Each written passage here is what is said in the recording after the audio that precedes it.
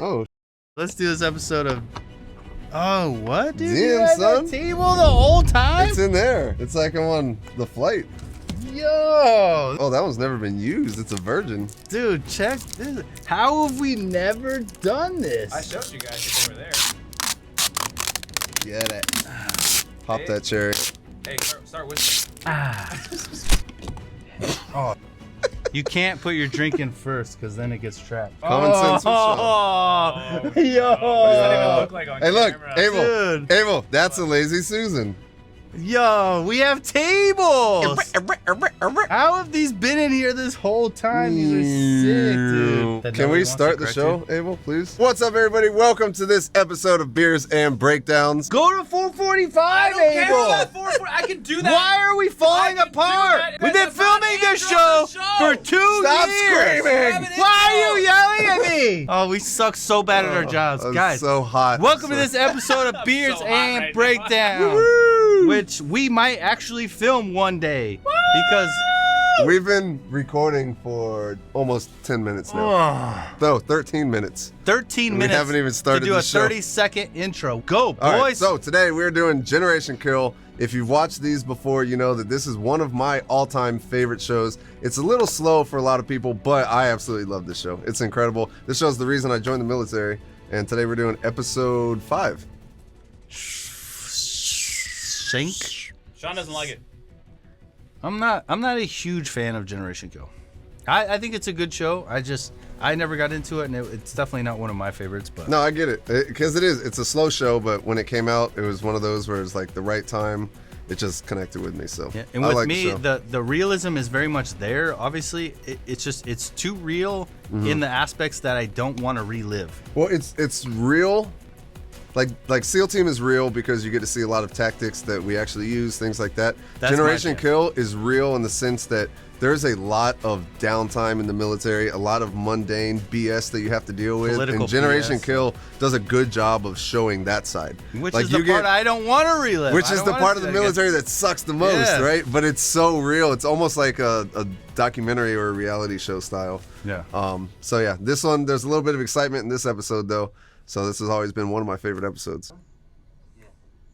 Give me more of that action shit. Enact. Yeah, 'cause this thing from my sack. Ooh.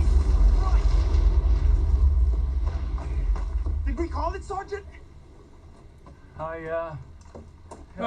Someone called it. Fucking Godfather called it. It's a 1,000-pounder from an AVF-18. We don't have the full picture. It was on fucking battalion tag. We had mortars fire at us from somewhere near that hamlet. Maybe. So That's rough. what's crazy about this is it really puts you in Brad or Sergeant Colbert's shoes, where he's kind of like this middle management area. Well, he's trying to do the right thing. He's not making these calls. Right, he's not making the calls, but he also has to lead his team, and he could see, like, he knows what just happened. It was a complete BS call. They shouldn't have blown up the village. But he's also got to keep his team together and got to keep the morale high. So he's like trying to make up an excuse and just hold it together while, you know, knowing that he's dealing with incompetent leadership that's making poor decisions. So it just sucks. You know, it shows a mid-level NCO is going to be in these positions, and it's just terrible sometimes. Generation Kill should be an absolute game changer for special operations. Because if you watch this show and you're in the military or you're thinking about joining the military, this show should help SF recruitment tenfold. Because I never would want to be in this position with this type of leadership. I would want to be with far more competent human beings. And the best way to do that is to go to a unit like Ranger Battalion, Green Berets, Special Operations in some form or some capacity, because this is a nightmare. Yeah. This is straight up murder that you're going to have to deal with and live with, that they just witnessed. They're watching kids play, and now they're getting blown up. Yeah. And it's like, that's where PTSD and trauma comes from, right? It's Yeah. not killing combatants because you guys signed up for that. It's when innocent women and children are just slaughtered because of poor leadership and stupid decisions. And the higher up the echelon that you go as far as elite in the military units, the less and less likely that stuff happens. And the good thing about this episode specifically is it shows that they're recon Marines, so they are kind of almost on the level of like an SF unit, but they're being tasked under a conventional leadership, basically. So they're doing a very conventional mission. They're not supposed to be riding around in Humvees at the front of the line. They're supposed to be doing reconnaissance and stuff, but they're being tasked in Iraq with a very conventional mission, and because of that, they're having to deal with BS like this. So yeah, it's crazy. It sucks. It just gives you the whole idea that you need to stay away from big army and big military. It's like you want to at least have a say in what's going on. And the best way to do that is to get in the smallest unit possible. And the higher up you go, the smaller those units It's like a pyramid, get. It's a pyramid. The smaller, the less people, which means that those people have bigger influence. The more people you have, each individual has less influence.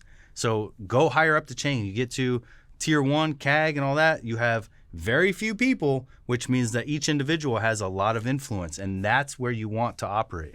So do yourself a favor, and if you don't want to deal with this kind of nonsense, don't allow yourself to stay in the big army world. Yeah. What's up, everybody? Kurt from the FNG Academy here. If you have any interest in becoming a Green Beret or joining Special Operations, I want to invite you to check us out at our Patreon. We've currently got over 100 videos in the catalog there. We post new videos weekly. We do a monthly giveaway as well. Come over and check us out. We have a few different tiers, everything from just supporting the channel to our FNG Extras tier, which will get you access to our weekly videos, and then all the way up to a mentorship tier, which will get you bi-weekly calls with one of our Green Beret mentors that will help you get mentally prepared and mentally ready to go to selection and succeed. So make sure you check us out at our team room. That is patreon.com/FNG Academy. We can't wait to see you there. Lubricant. It's the same thing again and again. The sucker just jams. Well, you just have to accept that the only dependable weapon you have up there is your saw. Hey. You guys, I just did a really dirty thing. You know that picture of Rolling Stone's girlfriend? I think it's safe to say we all know her intimately at this point. Well, I got it back from Bravo 3, and I swear to God I was going to give it back to him, but I ran into Wasik on the way over here. I'd trade that bitch for some Pec 2 batteries. I just think it's funny how much the military can be like prison sometimes. Yeah. where like you have a picture of somebody's girlfriend, and all of a sudden that is a valuable currency that you could use to trade for like batteries or something like you actually need. And I love how he's like, we all know her intimately at this point. The fact that everybody spanked it to that dude's girlfriend. How do you let a picture of your girlfriend into the hands of military? You should, first of all, never show that. And second of all, never let them touch it. And the fact that they took it from you and haven't given it back. What's that? There was a general one time, or maybe it was a president, that said the Marines that he met during World War II had the cleanest bodies but the dirtiest minds of anybody he had ever met, or something like that. I'm sure I screwed it up, but that's 100% true. Like, you got some soldiers, they're downrange, they haven't seen really a woman in who knows how long at this point. Things start to get a little crazy. Anything goes, man. It becomes a weird environment, and you're coping with so much trauma in weird ways, right? Yeah. Like, one day you're watching a whole village of women and children just get blown to pieces, and then the next day you're swapping some dude's picture of his girlfriend for batteries. You're just going with the flow, and anytime you could find some relief in that kind of environment, you take advantage of it. I remember one time during, I think it was actually SEER school. No, not SEER school, Robin Sage. And this is towards the end of Robin Sage. So you go for Robin Sage, you go into isolation for like a week or two. Then you go out to Robin Sage and you're doing the actual, scenario for like 2 weeks. And at the end, we had to do a hostage rescue. And I remember we had to go rescue some female from this compound or whatever. And when we get there, I remember walking, as we rescued her, we're all exfilling at that point. I was like maybe 20, 30 feet behind her walking. It was a file going through the woods. And we had been away and been in the woods for so long, I could smell the scent of her perfume from that far back. And it was one of those things, it was like, that is the sweetest, most beautiful smell. I still remember that to this day, walking through the woods and just smelling that perfume. We become animals, dude. Yeah, oh yeah. So to see a picture get passed around a platoon like this, that's not that far-fetched. The best is when you would get letters and they still smelled like perfume. And you'd be sniffing the paper, dude. I've sniffed so much You're paper. like, dude, let me smell that. I'm like, I would let my homie smell the paper. Like, dude, check this out. I'm like, oh, I was like, yeah, dude. I'll be back. I'm gonna go to the porta potty. It's 150 degrees.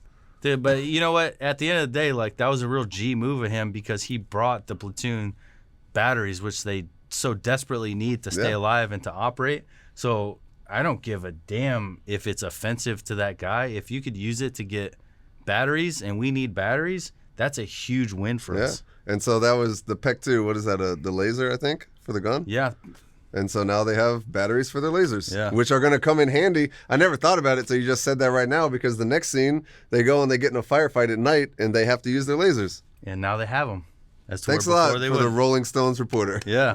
And I've been in gunfights at night using the laser, and without that laser, you're missing everything. Well, there's nothing. You got your nods down, so if you think about it, you can't aim down sight, and that's why we have night vision lasers. So you're not able to like just bring your sight up and look down it, so because you'll just hit your nods. So the only thing you could do is you shoulder it, you fire your PEC 15 light, make sure that you zero that thing, otherwise it's completely useless. And then you just start shooting the target as your PEC 15 is about it. And you need to make sure that you go to the range and practice shooting your laser at different ranges so you can see the offset. Just like if you're doing CQB, when you walk in and you go aim down sight, you need to know your bullet trajectory offset, right? So if you're super close, it's going to be sight bore, your bore, which is your barrel, to your sight picture, right? You have that gap. Mm-hmm. So if you're super close, you're going to be shooting low because your aim is up here and your bullet's actually here. So the bullet trajectory comes out low, rises to point of aim, point of impact, which is your sight picture, and then it drops back down. So as it's farther out, you need to aim higher because the bullet dropped. Yep. So that's a lot of things to say. You need to understand what your laser is doing at all times, at all distances, at least roughly. Otherwise, you're just going to miss, and then your bullets are completely useless. And I think one of the more useful purposes or uses of the laser, like you see in the one scene here, they're riding. He's like, hey, what is that in the distance? And he hits it with his laser. And then you see everybody else's laser start hitting it because they're all using their weapon to try to find out what it is and look at it. And the reporter, who doesn't have his NVGs on, is like, what's everybody looking at? And he's like, oh, you have to have nods to see it because you can't see with the naked eye that laser hitting that target. And then everybody's able to look at it and be like, okay, it's a plastic bag. Yeah. I know you got no depth of perception of those NVGs, but use some common sense in your situational awareness. It's the way that the ambient light is slanting in. I can't tell if the dark areas are ditches or walls. Keep that to yourself. I would be so irritated. Sorry. I would be so irritated if I was a staff sergeant and I had someone asking me what he thinks he saw. I'm like, bro, figure it out. Is it a man with a gun? If not, keep looking at it and figure out, like, what a stupid question. Is that a so-and-so? I can't tell because the ambient light, shut up. I think The conversation would irritate me so much. You dude, could tell that he's like, use some common freaking sense. Yeah. But I think it also highlights the fact that these NVGs, especially back then, were terrible. Like walking in these things was it's all bad. Horrible. You can't tell where the holes are. You can't tell when you're walking, you can't tell when the terrain changes. So how many times are you stumbling around, or if something is like a ditch or a log, so you don't know if you need to like lift your foot up, and driving in them was miserable. Dude, So it was horrible. I remember being at night looking down and I'm watching the driver, because typically our drivers were infantry cats. So that way we could all dismount, right? You don't want to put a Green Beret as a driver and then lose a Green Beret because he has to stay with the vehicle. So the infantry guys would be our drivers in combat, right? It's not like they're just driving us around. Like they're driving us into combat. So I'd be looking in under nods, and I got my PVS 14s or the 31s or whatever we have. We have pretty awesome night vision. And I'm looking at the road, and I'm like, man, we are drifting really close to the edge of that road. And I'm like, hey, what nods do our drivers have? And they'd be like 14s or 15s or whatever the mono vision is, the single. And I'm like, yep, okay, Because he obviously he there's like barely any depth perception Yeah. there. It's really hard to like figure out where you are, where the vehicle is. It's just like one eye seeing everything green and like barely being able to identify the road and how it's turning. So I'd be sitting up in the gunner seat and just watching us go right at the edge like we're going to drive off the road. I'm like, and then randomly snapping back because he's trying to figure it out as he's going. So I just be like, dude, what knots are they running again? Like, all right, because is he tired, dude? He might be falling asleep too. Give that homie a rip it because we're going to drive off the damn road and we're going to die. Dude, driving with those, I remember driving the Razors with those through the desert, and I got high-sided so many times because you couldn't tell like where the rocks were. Like we're trying to go around, and before I know it, I'm like up on a rock and it's stuck in the center, and I'm having to get pulled off. That happened numerous times. It was absolutely horrible trying to drive with these things or walk with them. Yeah, I thought it was so cool until I joined the military, and then I used them, and I was like, this sucks. Yeah, it's like taking all your vision and going, psych. It's taking a 3D world and putting it in a flat 2-dimensional or 1-dimensional space, and Through now a you toilet have to paper roll. yeah, like this, and now you have to use it to move or drive a vehicle where you have 5 other people in there whose life depends on you Yeah. not going off a cliff. Can you help this man? He could be booby-trapped, sir. I'll search him, sir.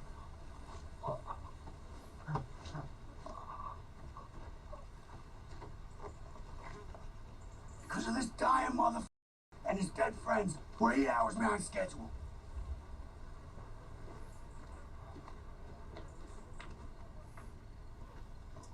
So on this one, you know, a lot of people may be asking, why are they wasting their time? Godfather's pissed off that they're behind schedule.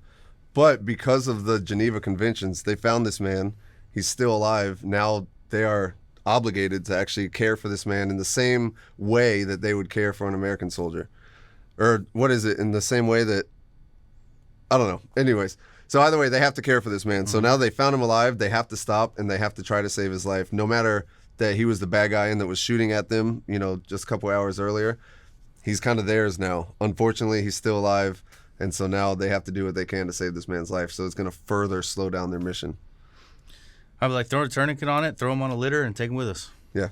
I mean, honestly, that's probably all they really have to do. Yeah, I don't see it as an issue. I understand that they could come in and look at it and be like, oh, this is a pain in the butt. But if you do, just leave your emotions out of it. Treat them like an American. What would you do?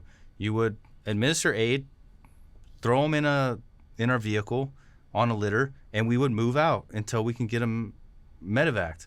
So if you really don't want to spend all the resources getting him medevaced and having him go to a treatment center because he's an enemy combatant, which we know he is, even if you didn't see him shooting at you, the amphetamines is a obvious giveaway. Afghanistan, every time we got in gunfights, we would push past them after we would take them out, there would be pill packets everywhere because they're leaving the lowest level fighters with a bunch of drugs so they can stay up all night. They could have the confidence and the courage to fight back, knowing that they're going to die.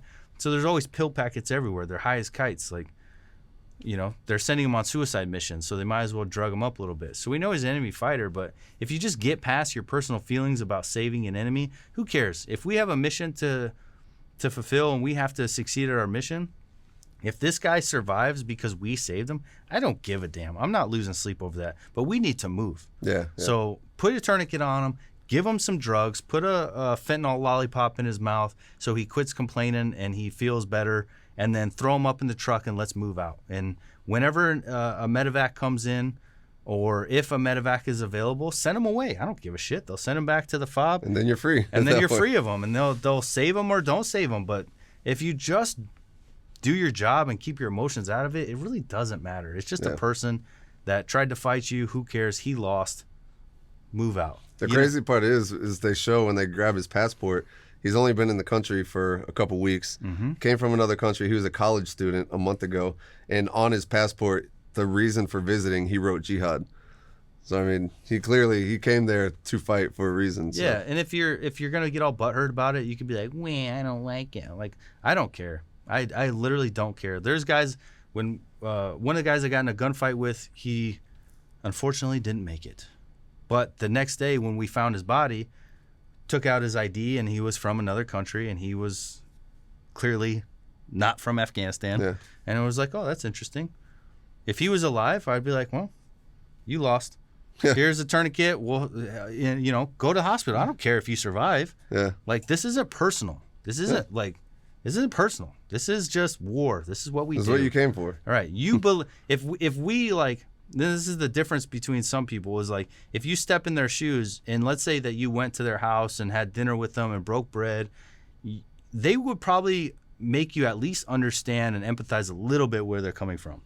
There's probably something in there that you could be like, oh, okay, that makes sense. They're fighting for a reason. They're fighting just for like some you are. reason. It's kind of noble, right? Right. It seems so childish.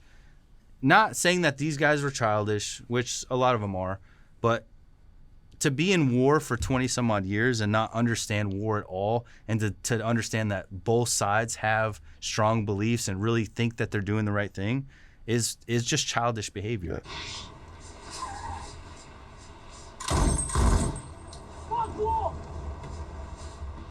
Great shots. Jeez. You didn't fire a warning shot! That was a wounding shot, mother...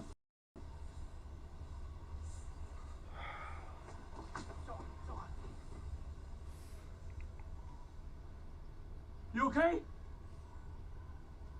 Car kept coming. Yeah, it's like herding cats, dude. Yeah, I mean, so it shows, and kind of what Lieutenant Fick was saying to Brad before, is like he's trying to change up the SOP, which is fine, but not everybody understood the SOP.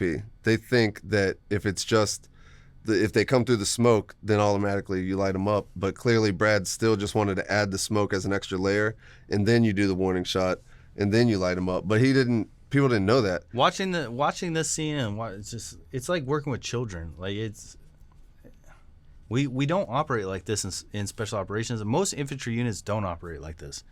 Most infantry units have adults that could think, and they could set aside their feelings of fear or the desire to kill or the desire to just pull the trigger. Pulling the trigger should be damn near the last resort. Right. And it's like to watch these guys like he kept coming, and it's like you're in a different place right now, where you should be right here, right now, thinking. Yeah, exactly. Start thinking and using your damn brains. I wouldn't even want to lead these freaking guys like watching a lot of these scenes. Well, I mean, you're right. You see like these young kids where you almost have to spell out every step for them, because once they start doing things on their own, you get wild crap like this, where now this guy's dead. This kid is ruined for life. Like you see it on his face. Like he's just like out of it right now because he just took somebody's life. And I don't think he wanted to kill this guy, but he thought he was doing the right thing. And then he gets yelled at by Brad, who's somebody that he looks up to. And at the moment, Brad, out of emotion, just yells at the kid and then realizes and is like trying to take care of him. And but the damage is done at this point. Yeah, a staff sergeant of these kids is like being a therapist. It's being a tactician. It's being like everything for these kids. It is a tough job, which is why the military is so disciplined, because if it's not, people start doing crazy stuff. Yeah, it's like, dude, why shoot the dude? Why shoot the driver in the face when you don't know what's going on? Maybe start ripping at his tires, ripping at the engine compartment, shoot his radiator out. Like, don't shoot him. Like, great shots. Those are some damn good shots. Yeah, that group was like this. That shot pattern was amazing. Like, it was I don't believe that kid could shoot such good shots. He didn't even have a sight on it. That was all iron sights. But like, come on, man. I would hate to have to lead these guys, because it's like, if you see your staff sergeant coming up with a new SOP to give them another warning, you should see the writing on the wall that we're shooting too soon. Like, that should be the obvious statement when your staff sergeant comes and goes, instead of just warning shots and then shooting him in the face, I'm going to add smoke, then warning shot, then we can kill the guy. And not for 1 second do you think, hey, maybe he's trying to delay killing these people. Yeah. And maybe I should, if I respect him and I believe in his mission and I believe that he is of sound body and mind, maybe I should help him achieve that mission and, try to follow his lead and maybe put myself in a little more danger to give them a little more chance to live. Come on. Yeah. And then you have guys like Tyler Gray coming in, and we're talking about Delta operations, and they're talking about hostage rescue and how essentially Tier 1 operators are just cannon fodder. for hostage rescue, where it's like you accept that your life is irrelevant to us at this point. Like your tier 1 operators, you are there to sacrifice yourself to save the hostage, and the hostage safety is the only thing that matters. So you just get to the to that highest echelon. You see how that mindset shift starts to happen to where they start seeing, I'm willing to die for the safety of others, and therefore, if I'm ever in question, I would rather take that on my own life than to be wrong and hurt someone else's and negatively affect my mission. And so it just goes to show, and it's a sad thing to look at, and it's understandable, but it's very frustrating as you get a little more responsibility in the military to see people just be like, and it's like, no, don't pull the trigger until you absolutely are 100% sure. Yeah, for sure. But yeah, that was it, man. This was another one of those. Like I said, it's not for everybody. It's a slow building show, but I really like this show. The realism is there. It's a very realistic show. It's very cool. It's just they really want the audience and the public to know about the politics that happens in the military, which I think is a noble cause. It's just I don't want to relive that. Yeah. If you want to join the military and you want to know what it's really like, this show is a good example of that. SEAL Team is like the other end, where you get to just see the cool stuff, but this one you get to see what day-to-day life downrange would be like, and it's not all excitement. Right, and a lot of stupid stuff happens, and because think about some guy off the streets decides he wants to be infantry. He's going to basic boot camp war for the past 24 years at least. So basic boot camp war, that guy is going from a civilian to 5 months, 6 months later could be sitting in a war country pulling the trigger on somebody. It's not a whole lot of time to vet somebody. That's a fast transition. You're right. It's a insanely fast transition, and it's not a lot of time to vet somebody. And it just goes to show, I'm telling you guys, if you have aspirations to be in the military, strive to be as high up that food chain as possible, because all that vetting goes into the people to your left and to your right. In order to be a Delta operator, for example, and I use that just because they're the echelon above us, so I put them on a pedestal a little bit, just like maybe an infantry guy would put us Green Berets on a pedestal a little bit. Is as the longer it takes to get that job, is the more vetting takes place for each individual. So by the time you get that job, the people you are surrounded by are very elite, very thoughtful, very even empathetic to other people's causes. Yeah, people are there for a reason. Yeah. Where on the other side, you're in the infantry, you're there because you're a body and you're a number and you signed a piece of paper. Yeah, and 5 months ago, all of you were civilians. So the infantry is filled with some of the best of the best. A lot of the infantry are going to be Green Berets. They're going to be Rangers. They're going to be Tier 1 operators. But a lot of them are going to be criminals. A lot of them are going to be the worst soldiers ever, So... this is what it is. A lot of them are going to be criminals. This is what it is. All right, guys. Hope you enjoyed that episode. We'll see you on the next one. Go check out the pre-sale on the boots. Check out Barbell Apparel. We appreciate you guys. Like, comment down below. Subscribe if you're not. We really appreciate it. And let us know what you guys want to see next. Peace.